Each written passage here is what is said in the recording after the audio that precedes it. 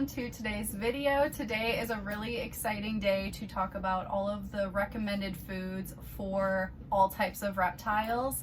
And I am super excited to start off the whole video by introducing Blue River Diets right here. They have partnered with me for this video and sent me these amazing packets to try out, and they have the cutest art I've ever seen. I am obsessed with these.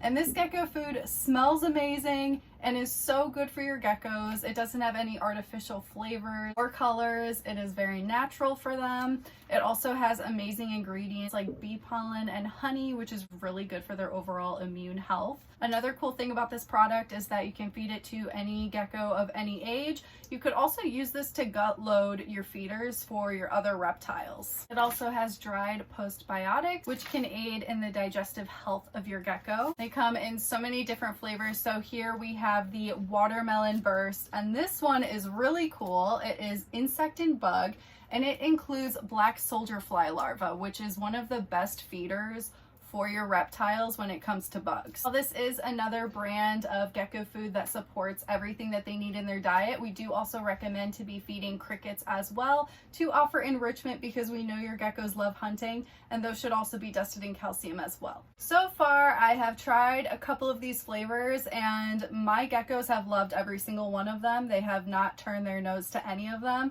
So I hope that you guys can try this out for your geckos as well. I will leave my affiliate link in my description, so please check that out and feel free to ask me any questions in the comments. So thank you so much, Blue River Diets, for partnering with me and sending me this amazing food, as well as the cutest sticker ever that looks like Chip, my crested gecko.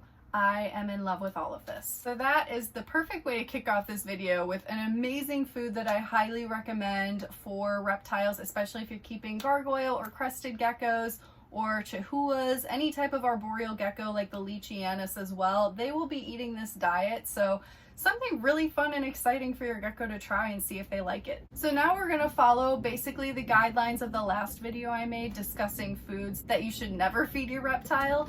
Now we're gonna be talking about the best foods that you should be feeding your reptile in honor of Thanksgiving, which is right around the corner. So starting with dark leafy greens. So last video we discussed you should avoid romaine and iceberg lettuce because they typically just don't have enough nutrients, and you need nutrients for your reptiles. So this is for feeders or for your salad eaters. Some of the best greens that you could possibly use are collard greens, turnip greens, mustard greens, dandelion greens, and mustard greens. Pretty much anything that has the name green at the end of it is usually one of the best ones that you could go with. So those are the staples that I usually recommend, and I switch around between all of those options when feeding my tortoise and my bearded dragon.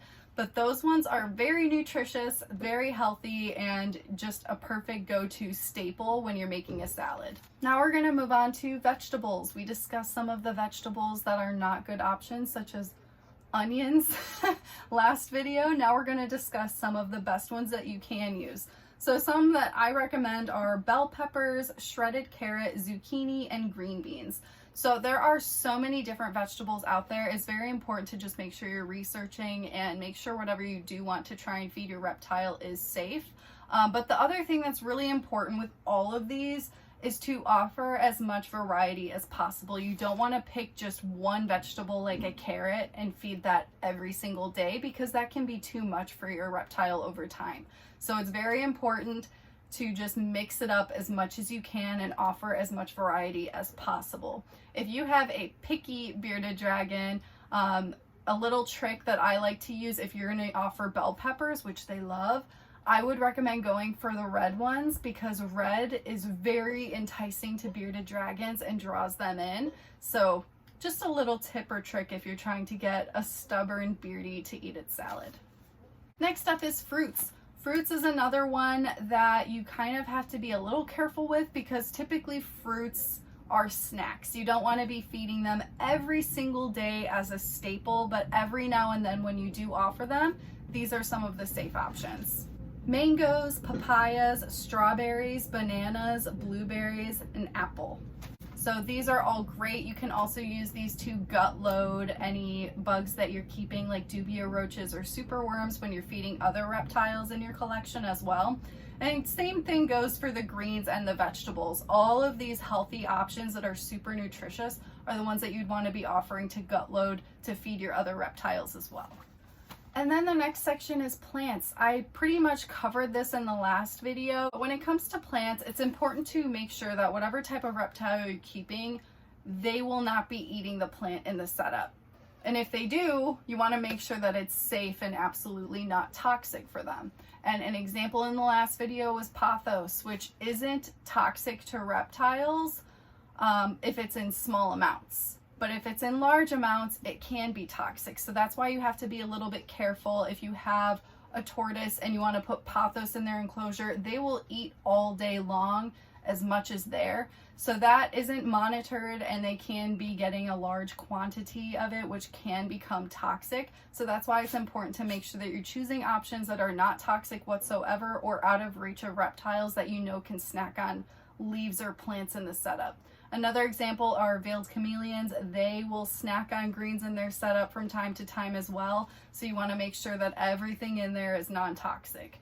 If you are keeping a reptile that you know for a fact will not be eating any of the plants, like a snake, because they're eating rodents, you can have a little bit more leniency and you can offer plants so you don't have to worry about them consuming. However, you do want to make sure that they are completely washed and rinsed off so that way they don't have any pesticides or chemicals on them, because most reptiles will hydrate themselves when you spray down their enclosures and that moisture is on the leaves.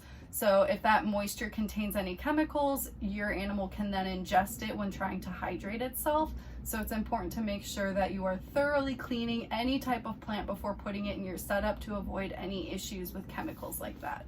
Next up are bugs. So we discussed in the last video not to be feeding wild spiders and ladybugs and lightning bugs and bugs you're finding in your household to your reptiles. So some of the best feeders that you should be offering that I would recommend to feed as staples are dubia roaches, black soldier fly larvae, and crickets. One that you can add to this list, surprisingly, is silkworms. They're actually very healthy and nutritious, and they aren't super fattening, so that's another option that you can add to your staples. They can be a little harder to come by, but Fram's Cams always seems to have them available, so that's a really good place to check out if you want to get yourself some silkworms. Then there are other bugs that just function more so as a snack because they can be fattening, so you don't want to be feeding it as a staple every single day for your reptile. And those options are waxworms, superworms, hornworms, and butterworms. All of those nice juicy worms that your reptiles are going to absolutely love